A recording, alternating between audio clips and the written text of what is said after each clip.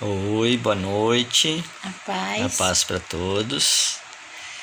Então, hoje é 3 de março. dia 3, de sexta-feira. 2023. Muito 3. 3/3/2023. E Salmo 3. dando sequência, né?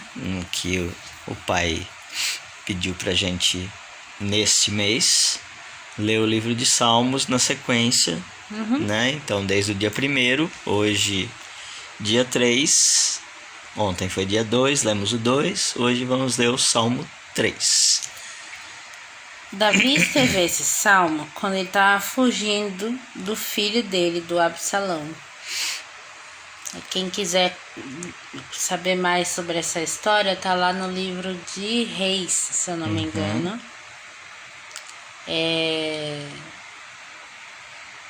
Porque o filho dele se volta contra ele para tomar o reino. Né? Lógico que tem um contexto anterior, né? Sim. E tudo isso estava descrito, né? Sim. Foi assim autorizado, vamos dizer assim, né, por Deus, como uma colheita daquilo que Davi acabou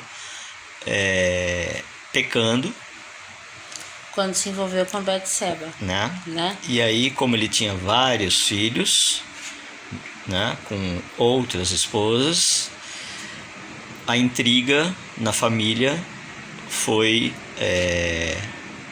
liberada, e este filho o perseguiu, humilhou a descendência, né? Tomou as suas esposas e fez um monte de atrocidades dele, né? Isso, as concubinas, né? E Davi teve que fugir, porque várias que eram junto com esse filho se voltaram contra ele, né? Porque ainda que Davi seja um filho muito querido de Deus, né? Porque ele era um homem que não... Oi, Ricardo, boa noite. Tudo bom, Ricardo? Então, assim, Rapaz. Ele, como todos nós, ser humano, falho, imperfeito, enfim, mas ele tinha uma característica muito importante, que era de realmente se arrepender e temer a Deus. Então, mesmo ele tendo essa postura, o pai é justo.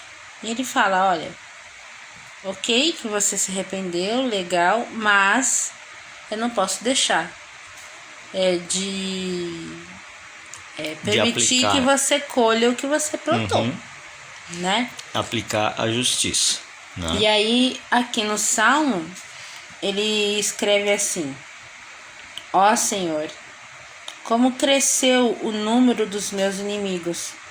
Há muita gente contra mim querendo me destruir. Tantos estão dizendo que Deus não está interessado em me salvar. Mas o Senhor é o escudo que me protege, a minha glória. O Senhor me faz andar de cabeça erguida. Clamei em voz alta ao Senhor, e Ele me respondeu do seu santo lugar, que é do seu santo monte, né? Por isso posso me deitar tranquilo e dormir em paz. Quando acordo, me sinto seguro, porque o Senhor cuida de mim. Então, mesmo nas provações, mesmo sendo perseguido pelo próprio filho, né? Ele continuava sendo um homem temente a Deus e com muita fé, que tudo aquilo ia passar e Deus estava protegendo ele. E ele diz, agora mesmo, cercado de todos os lados por milhares de inimigos, não tenho medo. Levante-se, ó Senhor, salve-me, meu Deus. Fira os queixos dos meus inimigos e quebre os seus dentes. A salvação e a vitória pertencem ao Senhor. Ele abençoa o seu povo. Então, o que a gente aprende aí, né, que, assim, voltando ainda mais lá atrás, antes de... quando Davi foi escolhido por Deus, né?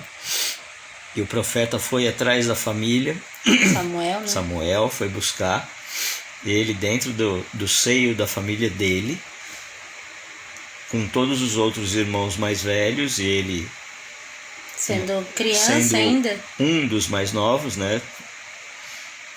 Que depois dele ainda tinha um mais novinho, que estava sempre grudado com ele. Agora, Davi foi escolhido por Deus. E assim como todo homem, ele cresce com sonhos. E quando ele alcança esses sonhos, a vida serve de bandeja a muitas coisas boas da matéria, e o homem se vislumbra. Homem que eu digo no português, homem, mulher, né? É um contexto geral, tá? Para quem entende português, sabe que quando a gente diz abrangência, é todos, né? E nessa bandeja servida para Davi quando ele é rei, né? E sempre abençoado por Deus e continuando a andar nos caminhos corretos, sempre pedindo orientação para Deus, ele dá as suas escorregadas, sim, mas em seguida ele percebe quando ele erra, Sim. E ele se retira e vai conversar, né? Ter o seu tete a tete, né? Cara a cara com Deus, vamos dizer, entre aspas, né? Cara a cara, e pedir perdão, sabendo que ele errou. O Espírito Santo agia muito forte nele.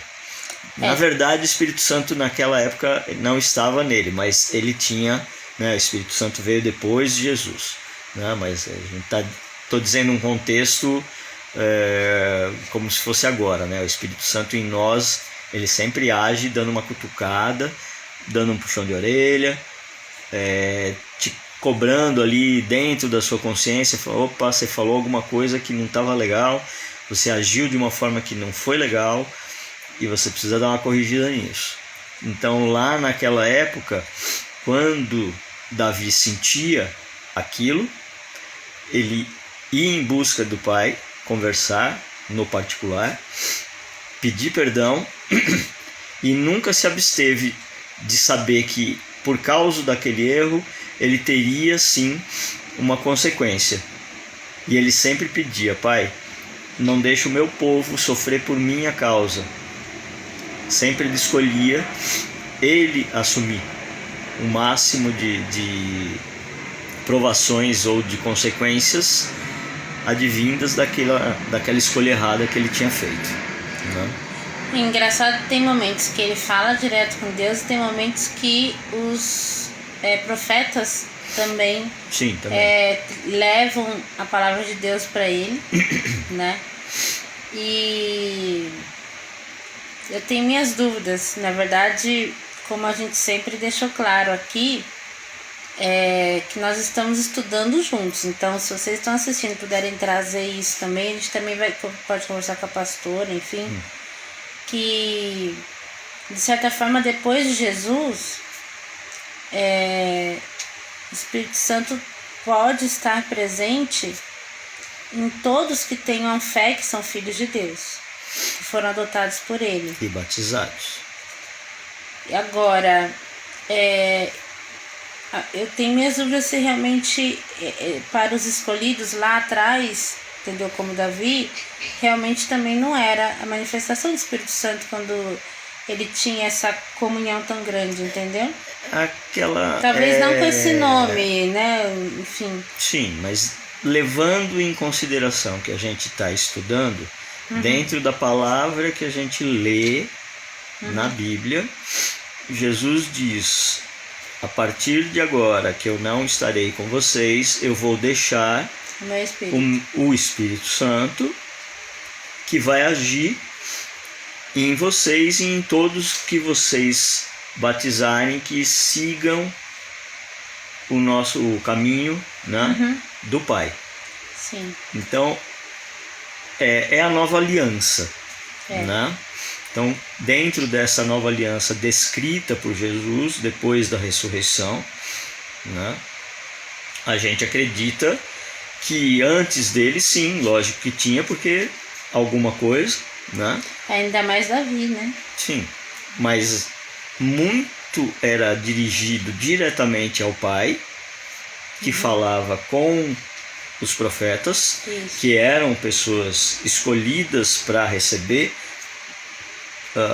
as mensagens e, por consequência disso, falar a verdade e ser perseguido muitas vezes, porque não era legal você falar coisas que as pessoas não gostavam. Isso até hoje. Isso continua até hoje, né? Cada vez é mais vivo, porque muitas vezes quando você diz que está escrito aqui, a palavra é reta, não tem meio termo, não dá para você ficar em cima do muro dizendo que mais ou menos isso, mais ou menos aquilo, não existe. O povo ou alguns não gostam disso. Muitas vezes até nós não gostamos, porque chega uma hora que você bate de frente com alguma coisa que você fala, isso pegou em mim. Até postei sobre isso hoje, tinha um meme do aquele dinossaurinho Barney, sabe? Assim, como eu acho que falei para as pessoas, e do lado Tiranossauro Rex do Jurassic Park, como as pessoas acham que eu falei. Isso acontece direto comigo. E aí eu ainda falei, ainda bem que a gente não é responsável por aquilo que as pessoas interpretam, né? Ou acham. Isso enfim. também está na Bíblia. Exato. E com os profetas ocorrem muitas vezes. Assim. A maioria deles foi perseguido e morto. E outra, só falavam a verdade quando eram chamados, né? Sim. Então mesmo você às vezes sendo chamado, às vezes um amigo vai conversar contigo, e eu tive que aprender isso ao longo do tempo também, sabe? De só falar quando me pediam. E olhe lá, hoje em dia até quando pede eu falo, escreve aqui, documenta que você tá pedindo para eu falar isso. Porque senão vai dar... Nossa. Aí caímos em outra passagem, né? Eclesiastes 12, que ele cita exatamente isso. O profeta dizendo lá que você sabe, existem tantas opiniões diferentes no mundo, cada cabeça tem uma opinião, nunca vai bater. E se você for estudar cada uma delas, uma vida só não vai ser suficiente para você chegar numa conclusão. Mas o que eu quero dizer, em essência, é que nós estamos numa época em que falar a verdade é quase um crime. Sim. Né? Que, inclusive, tem uma passagem de Paulo que ele fala isso também, né? Que vai chegar um tempo em que as pessoas só querem ouvir o que convém a elas. Né? Em Apocalipse, quando nós lemos, também está escrito isso. Né? E então, João dizia muito, né? Na passagem, João 8:32, né? Dizeis a verdade vos libertará. Isso que é legal, assim, o que eu tenho percebido, né? Porque faz um ano só que a gente está conseguindo ler a Bíblia, a gente já leu o Novo Testamento inteiro, falta algumas partes do Antigo Testamento, e ela se complementa, sabe? Tanto no Antigo Testamento quanto no Novo tem passagens que são idênticas, sabe? E reforçam. Elas reforçam, né? Principalmente quando você pega Daniel e Apocalipse, nossa, incrível. São todas tempos distintos, são proféticas, diferentes, né? Porque Apocalipse foi João que escreveu e de coisas que ainda vão acontecer. Exato. E Daniel lá na frente, antes. E Daniel, assim, na época do exílio na Babilônia, né? E coisas que ele escreveu que eu acho que ele não tinha nem noção, sabe? A maioria das coisas que foram escritas como profecias, se você for levar em consideração que do Novo Testamento, 2.200 anos, e Antigo Testamento, mais de 3.000 anos aí, foi escrita, eles não teriam... 2023 anos, amor, 200 ainda não. 2023, ok? Mas o Antigo Testamento até mais de 3.000 anos, tal. E se você olha, vamos levar em consideração hoje, eu tive uma visão do futuro e você enxerga as coisas do futuro daqui, sei lá, 2.000 anos na frente. Muita coisa que você vai olhar, você não sabe o que é. Então você vai tentar descrever. Foi isso que aqueles profetas tentaram descrever quando eles viram coisas do futuro que eles não sabiam o que eram. Mesmo João, que foi mais recente. Sim, bolas de fogo caindo do céu.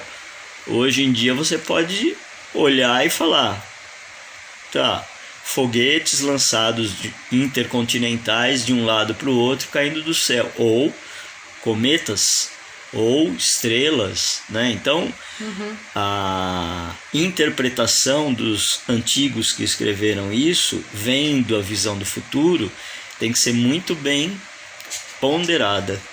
Né? Exatamente.